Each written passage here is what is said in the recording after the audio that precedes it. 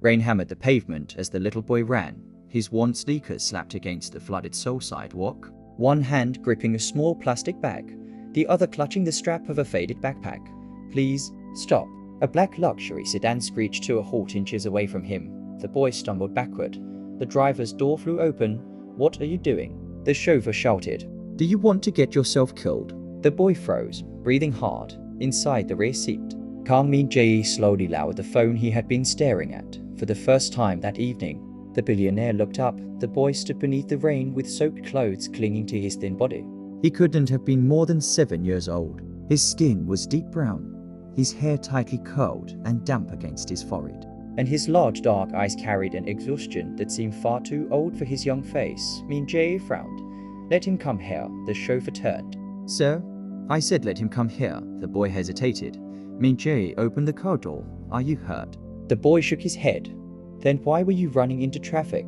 "I wasn't running into traffic," the boy answered quietly. "I was trying to catch the bus. You could have died." The boy looked down. "My mother needs medicine." Something in those 4 words silenced. Min-jae, the billionaire stepped out of the car. Rain immediately soaked his expensive black coat. "What's your name?" "Daniel." "Daniel what?" The boy swallowed. "Daniel Okafor." Min-jae's eyes narrowed. "Where are your parents?" "My mother is waiting for me." "And your father?" Daniel's expression changed. For several seconds, he said nothing, then he whispered, "I don't know." Min-jae felt something strange in his chest. He didn't understand why. Perhaps it was the boy's eyes. There was something unsettlingly familiar about them. "Where does your mother live?" Daniel pointed toward a narrow street. "Not far." Min-jae looked at the rain. "Get in the car." Daniel immediately shook his head. "No." "My mother said I shouldn't enter strangers' cars." A faint smile almost appeared on Min-jae's face. "She sounds like a smart woman." "She is. What were you buying?" Daniel lifted the plastic bag. "Medicine." Min-jae looked at the tiny bottle inside. "Give it to me." Daniel tightened his grip. "I can carry it." "I didn't say you couldn't." Min-jae crouched until they were almost eye level. "I want to make sure the medicine doesn't get damaged by the rain." Daniel studied him suspiciously. Then he slowly handed it over. Min-jae took the bag. "Get in, this time." Daniel did. The chauffeur stared at his employer in disbelief. Min-jae rarely showed kindness to strangers. He was known throughout Seoul as a ruthless businessman who could terminate an executive's career with a single sentence. Yet now he was sitting beside a drenched African boy, holding a cheap bottle of medicine as though it was something precious. "Where?" Min-jae asked. Daniel gave the address. The car moved. For several minutes, neither spoke. Then Daniel looked at him. "Are you rich?" The chauffeur nearly choked. Min-jae raised an eyebrow. "Why do you ask?" "Because your car is bigger than my apartment." Min-jae actually laughed. It was a quiet, unfamiliar sound. "Yes, I'm rich." Daniel nodded thoughtfully. "Can rich people get sick?" "Of course." "Can rich people die?" Min-jae's smile disappeared. "Yes." Daniel stared out the window. "My mother says money can buy medicine, but it can't buy more time." Min-jae turned toward him. "Your mother sounds wise." "She is." The boy looked down at his hands. "She says my father was Korean." Min-jae's expression hardened. "Your father?" Daniel nodded. "He left before I was born." "Did your mother tell you his name?" Daniel hesitated. "She says she doesn't like talking about him." "Why?" "Because it makes her sad." Min-jae looked away. Something about the conversation was disturbing him. He had once loved an African woman, Jennifer, 7 years ago. Her name had meant everything to him. He had met her while she worked as a temporary translator during one of his company's international projects in Seoul. She had been different from everyone around him. She laughed easily. She challenged him. She didn't care about his wealth, and she had made him feel like he was more than Kang Min-jae, the heir to a corporate empire. He had loved her, or at least he thought he had. Then one morning, she disappeared and no explanation and no goodbye. Nothing. Min-jae had spent months trying to find her. Eventually, he convinced himself she had never truly loved him. His mother had told him Jennifer had gone back to Nigeria with another man at the time. He had believed her. Now, sitting beside a 7-year-old African boy, Min-jae suddenly felt the past breathing down his neck. The car stopped. Daniel opened the door. "Thank you." Min-jae handed him the medicine. "Wait." Daniel turned. "What?" "Take me to your mother." Daniel frowned. Why? I want to make sure she's okay. My mother doesn't like strangers. I'm not asking her to like me. Daniel studied him. Then he pointed toward a narrow building. She's upstairs. Min-jae followed. The hallway smelled of damp concrete. Daniel knocked. MOM? No answer. He knocked again. MOM, I'm back. Still nothing. Daniel's face changed. MOM? He pushed the door open. Jennifer was lying unconscious on a thin mattress. MOM? Daniel rushed toward her. Min-jae followed. Jennifer? The name escaped his lips before he could stop himself. The woman on the mattress slowly opened her eyes. She looked at Min-jae. Her entire body went rigid. The medicine slipped from his hand. For 7 years, he had imagined seeing her again. He had imagined anger. He had imagined confrontation. He had imagined asking why she abandoned him. But he had never imagined seeing fear in her eyes. Min-jae? His heart stopped. Daniel looked between them. You know my mother? Jennifer struggled to sit up. Daniel? MOM. Why does he know your name? Jennifer stared at Min-jae. Then her eyes filled with tears. Because. Her voice broke. Because he is your father. The room went silent. Min-jae stared at the boy. Daniel stared at him, and suddenly, the entire world seemed to stop. You're lying, Daniel whispered. Jennifer covered her face. I didn't want you to find out like this. Min-jae stepped backward. His voice trembled. Jennifer? She looked at him. You had a son. I tried to tell you. When? 7 years ago. Then why didn't you? Because I thought you knew. Min-jae's eyes widened. What? Jennifer began crying. Your mother came to see me. His blood ran cold. My mother? She told me you didn't want me. She told me you were engaged. She showed me photographs. Min-jae's jaw tightened. I never got engaged. I know that now. You disappeared. I was pregnant. The words exploded through the room. Jennifer's voice broke. I was carrying your child, Min-jae. I waited for you. I called you. I sent messages. Nobody answered. I never received them. No. Jennifer looked down. Because your mother made sure you didn't. Min-jae couldn't breathe. He turned toward Daniel. The boy was staring at him with tears in his eyes. You're really my father? Min-jae opened his mouth and no words came. Daniel wiped his face. Then why didn't you come? That question shattered him. Min-jae slowly knelt. I didn't know you existed. Daniel shook his head. That's what my mother said. I swear to you, Daniel. He stopped. He couldn't make promises he hadn't earned. Instead, he whispered, I'm sorry. Daniel stepped backward. Sorry doesn't make 7 years come back. Min-jae lowered his eyes. For the first time in his life, the billionaire had no answer. Then Jennifer suddenly collapsed. MOM. Daniel screamed. Min-jae caught her before her head struck the floor. Call an ambulance.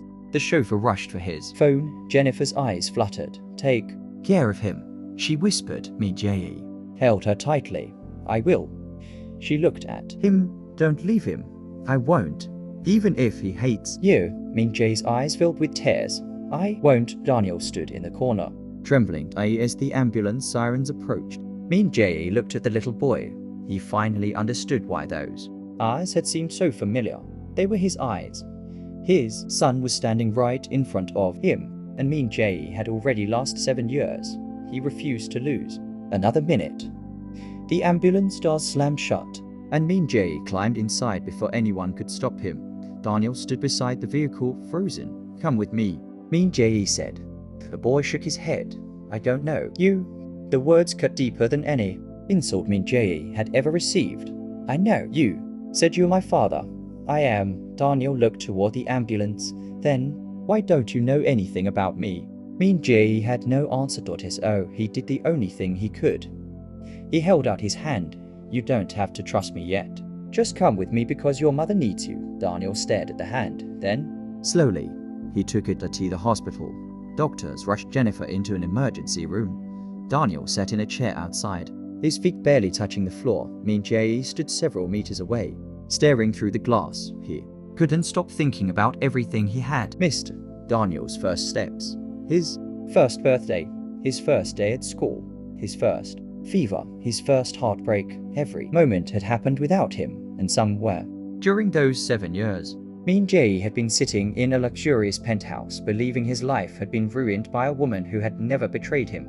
His phone rang. His mother's name appeared. Calm. Seoul. Min-jae stared at it. then answered. "Where are you?" she asked. "At the hospital." "Why?" "I found Jennifer."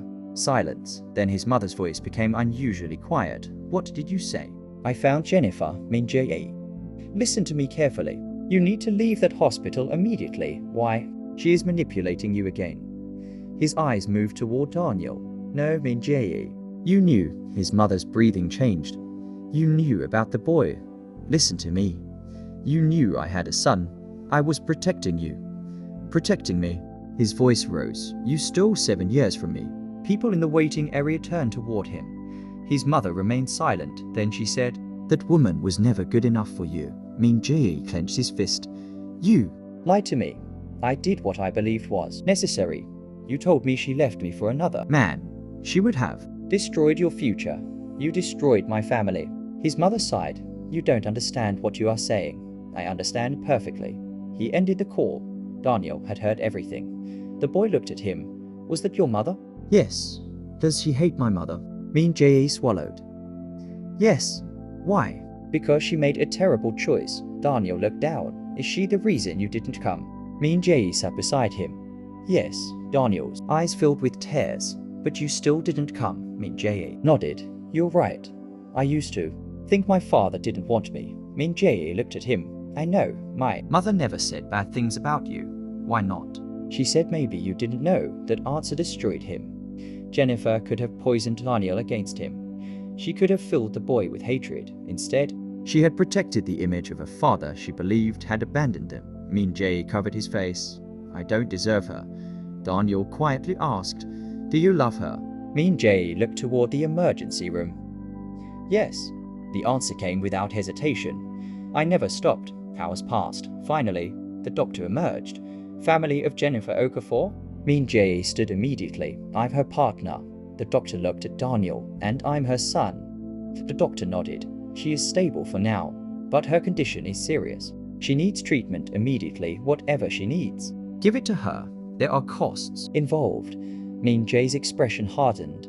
"I didn't ask how much it costs." The doctor nodded. "We'll begin treatment." Daniel watched him. "You're really rich." Min-jae almost smiled. "Yes." "Then save my mother." "I will. You promise?" Min-jae looked directly into the boy's eyes. "I promise I'll do everything I can." Daniel nodded.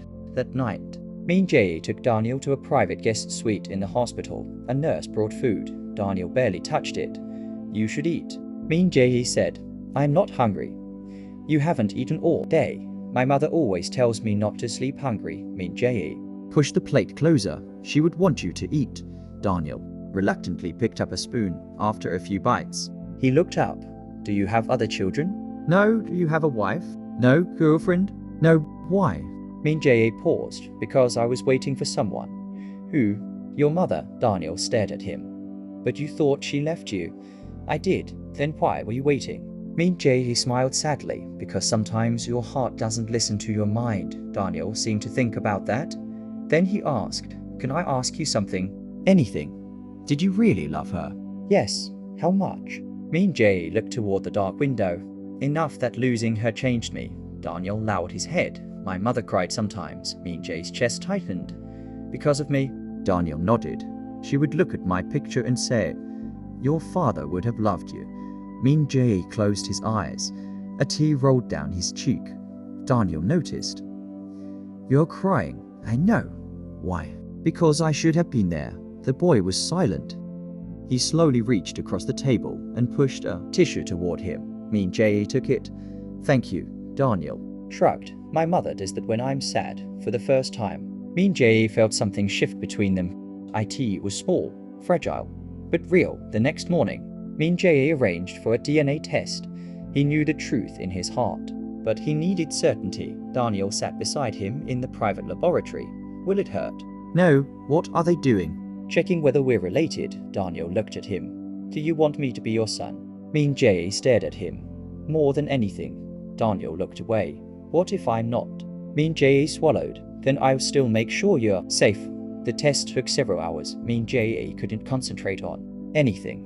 His company executives called repeatedly. He ignored every call. His board was preparing for an important merger. He didn't care. For the first time in his career, Money and power seemed meaningless. Only one question mattered. Was Daniel his son? The results arrived that afternoon. Min-jae opened the envelope with shaking hands. He read the first line, then the second. His eyes blurred. The probability of paternity was 99. 99. Daniel was his son. His son. Min-jae sat down. He pressed the report against his chest. 7 years. 7 years of not knowing. He began to cry. Not the quiet tears he had shed in the hospital. This time, he broke. Daniel stood nearby. What's wrong? Min-jae looked at him. It's true. Daniel froze. I'm your father. Yes. Daniel stared at him for several seconds. Then he asked, so what happens now? Min-jae stood. Now, he walked toward him. Now I learn how to be your father. Daniel didn't run, but he didn't hug him either. He simply nodded. That evening, Min-jae took Daniel to his penthouse. The boy stood in the doorway, staring. The apartment was enormous. Glass walls overlooked Seoul. A grand staircase curved toward the upper floor. A private elevator opened into the living room. Daniel looked around. Do you live here alone? Yes. Is all this yours? Yes. Daniel frowned. You don't look happy. Min-jae looked at him. What? You have everything. Daniel pointed toward the city, but you are still sad. Min-jae smiled faintly. You are very observant. My mother says I notice things. She was right. Min-jae showed him the guest room. Daniel stared at the enormous bed. I can't sleep there. Why? It's too big. Min-jae laughed softly. Then we'll find another one. They eventually settled on a smaller room. Before sleeping, Daniel stood at the door. Dad? Min-jae froze tight. It was the first time Daniel had called him that. He turned slowly. Yes. Daniel hesitated. Will you still be here tomorrow? Min-jae's heart cracked open. Yes. Promise? I promise. Daniel disappeared into the room. Min-jae remained in the hallway for several seconds. Then he whispered to himself, I'll never leave you again. But neither of them knew that someone was watching. Across the street, a black vehicle sat beneath the darkness. Inside it, a man held a photograph of Daniel. He made a phone call. He found the boy. A voice answered, Are you sure? Yes. And Jennifer? She survived. There was silence. Then the voice said, Then we have a problem. The man looked up at the glowing penthouse. No, he said quietly, we have an opportunity back inside. Min-jae stood beside Daniel's bedroom door. He thought the nightmare was finally ending. He was wrong. The discovery of his son had only begun the most dangerous chapter of his life. The next morning, Min-jae woke before sunrise. For a few seconds, he forgot where he was. Then he heard a soft knock. Dad? His eyes opened. Daniel stood at the bedroom door wearing an oversized t-shirt. Min-jae sat up immediately. What happened? I had a nightmare. Min-jae pulled back the blanket. Come here. Daniel climbed onto the edge of the bed. What did you dream? My mother disappeared. Min-jae's expression softened. She'll be okay. How do you know? Because I'm going to make sure she gets the best treatment possible. Daniel looked at him. You can't control everything. Min-jae smiled sadly. No, I learned that recently. Daniel leaned against him. Can we go see her? As soon as the doctor allows it. A small smile appeared on Daniel's face. Okay. For the first time in 7 years, Min-jae woke up with a reason to hurry, but before they could leave, his assistant rushed into the apartment. Sir, there's a problem. Min-jae stood. What? The board meeting has been moved forward. I don't care. They say if you don't attend, the merger could collapse. Let it collapse. The assistant stared at him. Sir? Min-jae looked toward Daniel. My son needs me. The assistant froze. Your son? Min-jae nodded. I'll explain later. But Daniel heard him. The boy smiled. It was a tiny smile. Yet Min-jae felt as though someone had handed him the world lot at the hospital. Jennifer was awake the moment she saw Daniel. She reached for him. My baby. Daniel ran into her arms. M.O.M. Min-jae remained near the doorway. Jennifer looked at him. You came. I said I wouldn't leave. She studied his face. You look different. I am different. Jennifer looked toward Daniel. He likes you. Min-jae glanced at the boy. I'm not sure. Daniel interrupted. I like him a little. Min-jae laughed. Jennifer smiled through tears. That is more than I expected. Then her expression became serious. Min-jae, there is something you need to know. What? Your mother wasn't the only person involved. Min-jae's smile disappeared. What do you mean? Jennifer lowered her voice. After I left Korea, Someone followed me. Who? I never found out. Why didn't you tell me? Because I was afraid. Of whom? Jennifer looked toward the door. People connected to your family. Min-jae's jaw tightened. Tell me everything. Jennifer took a breath. After Daniel was born, someone tried to take him. Min-jae froze. What? I was in the hospital.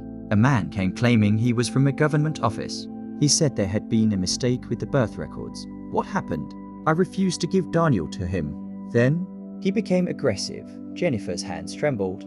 I screamed. Nurses came. He ran. Min-jae stared at her. Why didn't you report it? I did. And they told me there wasn't enough evidence. Min-jae looked at Daniel. The boy was playing quietly with a toy car. His face hardened. Why would someone want my son? Jennifer looked at him. I don't know. A knock came. The doctor entered. Jennifer, you need to rest. Min-jae nodded. We'll talk later. As he turned away, Jennifer grabbed his wrist. Min-jae. He looked back. Protect him. I will. No matter what happens. I will. That afternoon, Min-jae hired private security. Daniel complained immediately. Why are those men following me? They're protecting you. From what? Min-jae hesitated. People who might want to hurt you. Daniel's face became pale. Why would anyone want to hurt me? Min-jae crouched. I don't know yet. Are you scared? Min-jae looked into his eyes. Yes. Daniel seemed surprised. Billionaires get scared. Fathers do. Daniel looked down. Then he quietly took Min-jae's hand. That single gesture nearly broke him, but the danger came sooner than expected. That evening, Daniel disappeared. One moment he was sitting beside Min-jae in the hospital cafeteria. The next he was gone. Where is my son? Min-jae's voice thundered through the corridor. Security searched every room. Cameras were checked. Staff were questioned. Nothing. Then Min-jae saw something on the floor. Daniel's bracelet. The little handmade bracelet he had been selling on the street. Min-jae picked it up. His breathing became heavy. No, he immediately called the police. Then his phone rang. Unknown number. He answered. Where is my son? A man's voice replied. You should have stayed away from Jennifer. Min-jae's blood ran cold. Who are you? You'll find out soon enough. Touch my son and I swear you have money. You have power, but you don't have control. The call ended. Min-jae stood frozen. Then another message arrived. A photograph. Daniel was sitting in a dark room. His hands were tied. His face was frightened. Underneath the photograph was 6 words. Come alone if you want him alive. Min-jae's hands shook. His assistant stepped forward. Sir? Don't go. My son is there. We need the police.